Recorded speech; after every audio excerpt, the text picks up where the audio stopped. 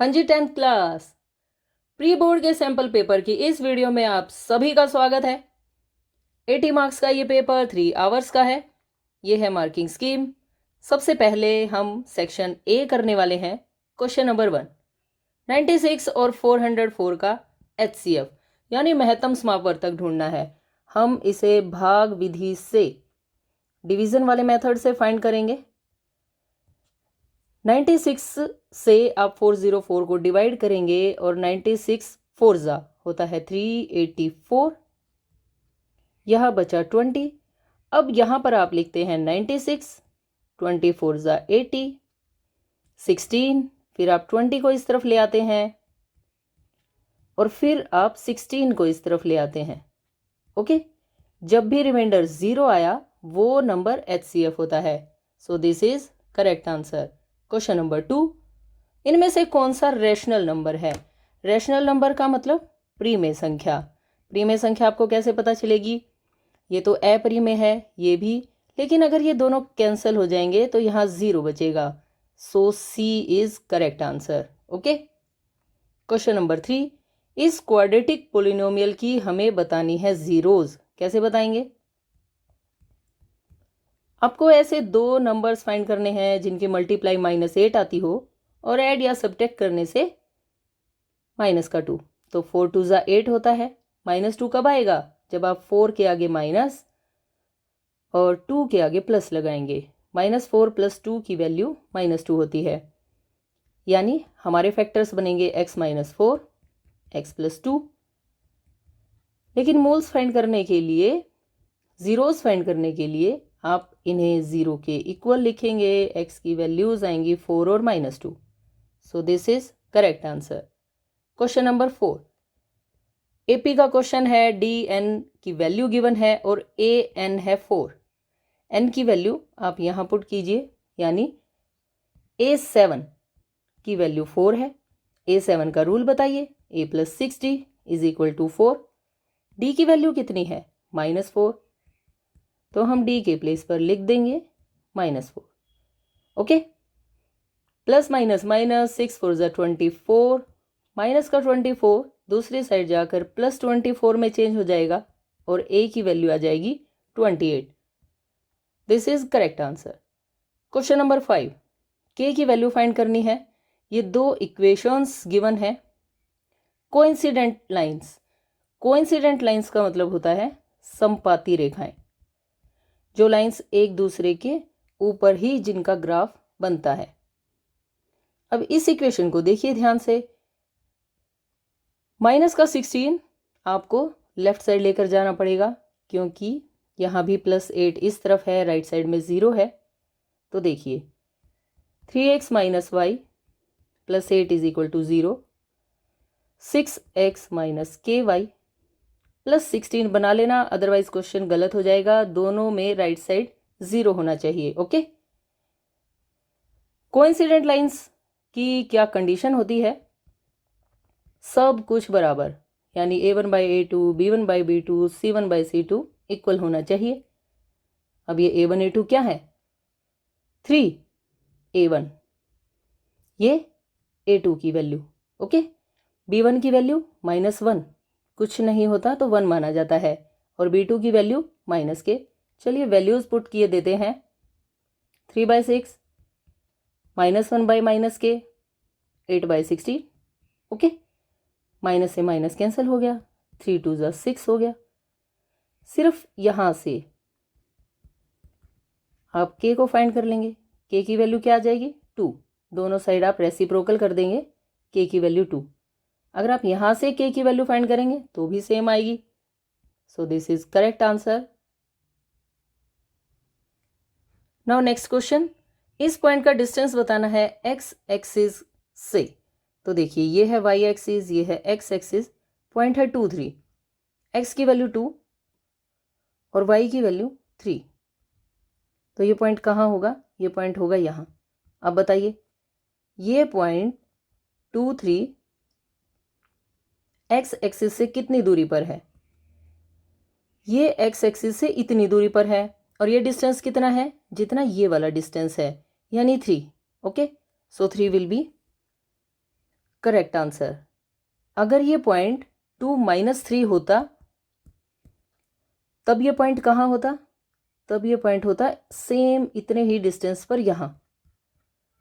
Okay, लेकिन हम इसका एक्स एक्सिस से डिस्टेंस तब भी 3 ही बताते क्योंकि डिस्टेंस कभी नेगेटिव नहीं होता, मॉडुलस आ जाता है वहां पर। Okay, distance will be 3। यानी जब भी आपको एक्स एक्सिस से डिस्टेंस फाइंड करना हो तो वाई की वैल्यू ले लेना प्लस वाली, और अगर वाई एक्सिस से डिस्टेंस फाइंड करना हो इस पॉइंट का यहां से कितना डिस्टेंस है, जितनी दूरी ये है, और ये दूरी कितनी है, ये दूरी 2 है। Okay, now question number 7। दो ट्रायंगल्स सिमिलर हैं, एंगल ए और ई की वैल्यू गिवन है, एंगल सी बताना है। अब दो ट्रायंगल्स सिमिलर, एक जैसी दो ट्रायंगल्स हैं ए बी सी और डी ई एफ।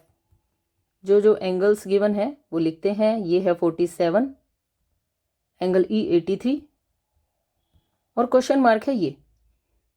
अगर ट्रायंगल सिमिलर हैं तो एंगल ई और बी इक्वल होने चाहिए। ये एंगल 83 हो गया। एंगल सी फाइंड करने के लिए आप एंगल सम प्रॉपर्टी लगाएंगे। 180 में से 47 प्लस 83 को माइनस कर देंगे, यानी 180 minus 150 sorry 130, answer will be 50 degree. Okay, यानी A is correct answer. Question number 8। Length of tangent हमें दे रखी है 4 सेंटीमीटर और जो पॉइंट है वो 5 सेंटीमीटर के डिस्टेंस पर है। हमें बतानी है सर्कल की रेडियस। तो देखिए कैसे बताएंगे हम सर्कल की रेडियस। ये सर्कल, ये सेंटर, ये पॉइंट जो बाहर है इसका डिस्टेंस है 5 सेंटीमीटर, और जो हमने ये टेंजेंट ड्रॉ की है ये टेंजेंट है 4 सेंटीमीटर। हमें बतानी है सर्कल की radius. This is question mark. बिल्कुल सिंपल सी बात है। त्रिज्या स्पर्श रेखा पर लंब होती है, यानी radius is perpendicular to tangent line, तो यहाँ बनेगा 90 डिग्री। 90 के सामने कौन होता है? हाइपोटेन्यूज। ये बड़ी साइड है, ये 4 सेंटीमीटर है, तो ये ऑटोमेटिक कितने सेंटीमीटर बच गई? 3 सेंटीमीटर। आप यहाँ पर पाइथागोरस थ्योरम भी अप्लाई कर सकते हैं। अदरवाइज अगर हाइपोटेन्यूज 5 हो तो अदर साइड्स को 3 और 4 होना ही पड़ेगा। Okay, so answer will be 3 centimetre. Question number 9। Sine A की वैल्यू देकर कोस ए की वैल्यू पूछी गई है। यहाँ पर आप लगा दीजिए आइडेंटिटी। आइडेंटिटी क्या होती है? ये देखिए ट्रिग्नोमेट्री में 3 आइडेंटिटीज होती हैं। साइन स्क्वायर ए प्लस कोस स्क्वायर ए 1, सीकेंट माइनस 10 ये भी 1 होता है, और कोसिकेंट स्क्वायर ए माइनस कोट स्क्वायर ए ये भी 1 होता है। ये 3 आपको याद होनी चाहिए। अब हम इसका कैसे यूज़ करेंगे? साइन ए की वैल्यू गिवन है, कोस फाइंड करना है। यहाँ से आप कोस ए की वैल्यू कैलकुलेट करेंगे। साइन इस तरफ आकर माइनस का, और ये जो स्क्वायर है ना इसका बन जाएगा अंडर रूट। ओके, तो कोस ए का हम ये फॉर्मूला यहाँ पर अप्लाई कर देते हैं।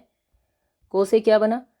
1 माइनस साइन स्क्वायर ए, इसका स्क्वायर 3 का स्क्वायर 9, 4 4 जा 16, और ये लगा दिया आपने अंडर रूट। 16 1 जा 16 माइनस 9 7/16, और अंडर रूट चल ही रहा है 7 एज इट इज, लेकिन 16 को आप क्या लिख सकते हैं? 4। So answer will be under root 7/4। Question number 10। इसकी वैल्यू बतानी है। इन दोनों टर्म्स में से जैसे ही आप 9 को कॉमन लिखेंगे तो आपके पास ये टर्म बचेगी सीकेंट स्क्वायर ए माइनस 10 स्क्वायर ए, लेकिन अभी अभी मैंने आपसे कहा है इसकी क्या वैल्यू होती है? 1। तो इसके प्लेस पर जैसे ही आप 1 पुट करेंगे आंसर आ जाएगा 9। Okay, now question number 11।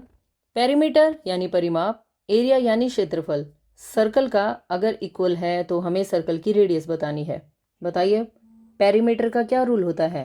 Perimeter होता है 2 पाई आर, और सर्कल का एरिया पाई आर स्क्वायर। दोनों इक्वल रख दिए। फाइंड रेडियस, पाई से पाई कट। क्योंकि आर 0 तो हो नहीं सकता, सर्कल की रेडियस कभी 0 नहीं होती, इसलिए हमने आर से ये एक आर काट दिया। तो r की वैल्यू कितनी बच गई? 2. So radius will be 2 units. Now question number 12. A die is thrown once. The probability of getting an even prime number is. Prime number कौन से होते हैं? अभाज्य संख्याएं. और इवन का मतलब जो सम हो, यानी 2 से डिवाइड हो. इवन प्राइम नंबर हमारे पास सिर्फ एक ही होता है, 2. यानी फेवरेबल केस कितने हो गए? 1. और जब आप डाई को थ्रो करते हैं तो टोटल केस होते हैं 6. इसलिए probability will be 1/6. A will be correct answer. Question number 13. हमें सर्कल के क्वाड्रेंट का एरिया बताना है, यानी चतुर्थांश का क्षेत्रफल बताना है, जबकि सरकमफ्रेंस है 22. सरकमफ्रेंस क्या होता है? सरकमफ्रेंस होती है परिधि, और परिधि का फॉर्मूला 2πr. 2πr की वैल्यू 22 गिवन है, और सर्कल का एरिया रूल होता है πr². आपको सिर्फ रेडियस फाइंड करनी है. यहाँ से हम रेडियस फाइंड करेंगे, पाई की वैल्यू पुट की. डिवाइड वाले नंबर्स दूसरी साइड जाकर मल्टीप्लाई में, और मल्टीप्लाई वाले नंबर्स चले जाते हैं डिवाइड में. ये दोनों कैंसिल. रेडियस की वैल्यू क्या आ गई? 7/2. ओके. अब हम सर्कल का एरिया फाइंड करेंगे. सर्कल का एरिया क्या हुआ? πr². पाई की वैल्यू पुट करना. 22/7. रेडियस है 7/2. आप 2 बार लिखेंगे, लेकिन हमें चतुर्थांश का क्षेत्रफल चाहिए, चौथे हिस्से का. इसके लिए हम 1/4 से कर देते हैं मल्टीप्लाई.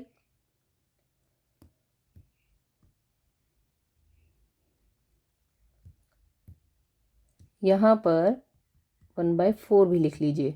7 से 7 कट, 2 से ये 11 पर कट हो जाएगा, और कोई टर्म कैंसिल नहीं हो रही है. 77, और ये हो गया 4 2 जा 8. 8 से हम इसे डिवाइड करेंगे. 8 9 जा, देन 8 6 जा 2 5. यानी this is area of quadrant of circle. Okay.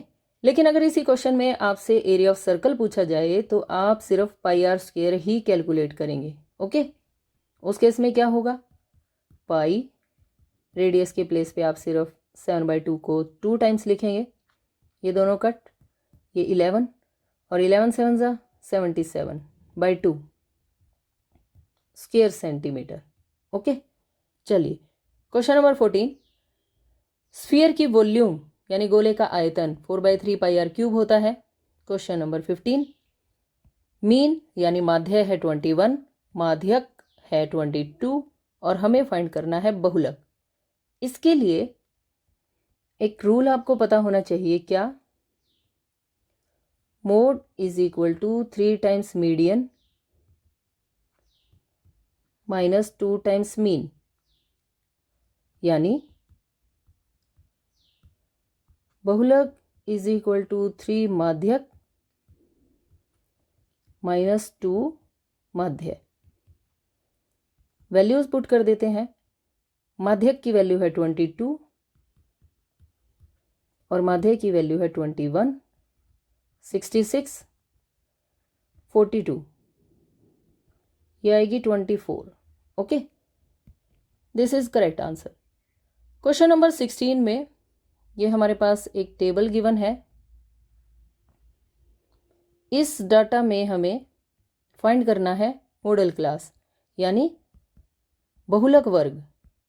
बहुलक वर्ग फाइंड करना बड़ा ही आसान होता है. सबसे बड़ा नंबर इस फ्रीक्वेंसी में आप फाइंड कर लीजिए. सबसे बड़ा कौन है? 22. तो इसकी क्लास क्या हो जाएगी? 30 से 40. ओके. अगर इसी क्वेश्चन में आपसे बहुलक वर्ग की लोअर लिमिट पूछ ली जाए तो आप बताएंगे 30. ओके. अपर लिमिट पूछ ली जाए तो 40. अंडरस्टैंड? Now question number 17. पहले 10 प्राइम नंबर्स यानी अभाज्य संख्याओं की हमें मीडियन फाइंड करनी है. इसके लिए पहले आपको 10 प्राइम नंबर्स लिखने पड़ेंगे. प्राइम नंबर्स कौन कौन से होते हैं? जो सिर्फ अपने आप से और 1 से डिवाइड होते हैं. 2 3 5 7, 11 13, 17 19 23 29. 10 लिखने पड़ेंगे. अब हमें यहाँ से फाइंड करना है मीडियन यानी माध्यक. देखो, 4 नंबर यहाँ से छोड़ दो, 4 नंबर यहाँ से हटा दो, ये बच गए बीच के 2 नंबर। अगर ये नंबर सिर्फ 29 तक 23 तक होते, यहाँ तक, तब बीच में सिर्फ एक ही नंबर बचता। देखो कैसे, 2 3 5 7 11 13 17 19 और 23। 4 नंबर आपने यहाँ से हटा दिए, 4 नंबर यहाँ से हटा दिए, तो 11 मीडियन। एक ही नंबर बचता है तो यही मीडियन है। लेकिन अगर 2 नंबर बच रहे हैं तो आपको उन दोनों को ऐड करके 2 से डिवाइड करना है। 24 का half 12। So this is correct answer. Question number 18 में P ऑफ E गिवन है, नोट E बताना है। इसके लिए आप 1 में से 0.05 को माइनस करेंगे और माइनस होगा ऐसे। ओके, 10 - 5 5, यहाँ 9, ये, so answer will be 0.95। Now question number 19 assertion reason का क्वेश्चन है। 144 की प्राइम फैक्टराइजेशन में 2 की एक्सपोनेंट का मतलब होता है 2 की घात, क्या 4 आएगी? चलिए चेक कर लेते हैं। 2 7 ज़ा 14, 2 2 ज़ा 4, 2 3 ज़ा 6, 2 6 ज़ा 12, 2 18 ज़ा, 2 9 ज़ा, 3 3 ज़ा 9। देखिए 2 कितनी बार आया? 4 टाइम्स, यानी असर्शन तो सही हो गया। रीजन देखिए, every composite number can be expressed as a product of primes. ये बात बिल्कुल सही है। हर भाज्य संख्या प्रोडक्ट ऑफ प्राइम्स अभाज्य संख्याओं के गुणनफल के रूप में लिखी जा सकती है, और ये इसकी करेक्ट एक्सप्लेनेशन भी है। So A is true. Question number 20 में असर्शन है the point 04 lies on the Y axis. चलिए चेक कर लेते हैं। ये वाई एक्सिस होती है, ये एक्स एक्सिस, यहां पर होगा 4।